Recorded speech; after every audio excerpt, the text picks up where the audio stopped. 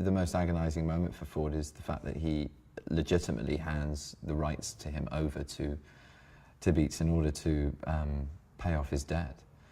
And it's like a loan, it's like a mortgage in a way. It's loaning this entity, this valuable, fiscally valuable human being in lieu of him paying back a debt that he owes. So it's horrendous. He knows he's feeding the Christian to the lion. He knows what he's doing, and it tortures his soul. But he still does it, and that's it. That's kind of the demarcation. That's where you know that however good a man Ford is, he's not truly good. He can't be. And I think it's very easy though to judge him with 21st century eyes. I think even Solomon is very sympathetic to the fact that he's a man born into his circumstance. But you know, being objective about it, it's hard to see the good in a person at that moment in time.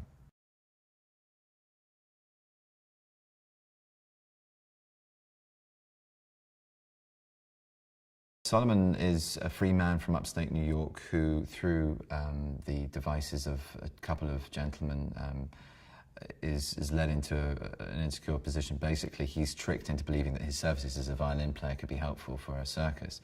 And these two con artists take him on this voyage to Washington from his home.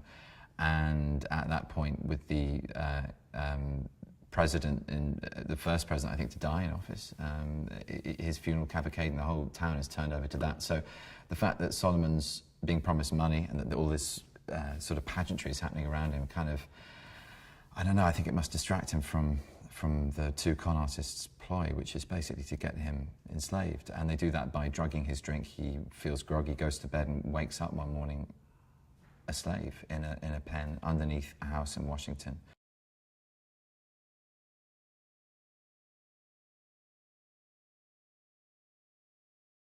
He's rather brilliant, Chiwetel. He's got the most extraordinary access to an amazing range, but he's making very considered, really direct, very clear choices with this, which is just is fascinating to see.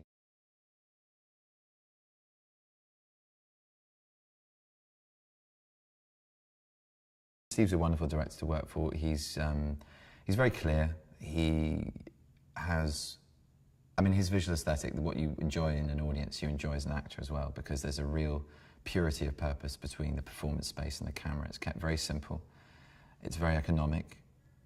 And you know what your parameters are, which is a wonderful thing.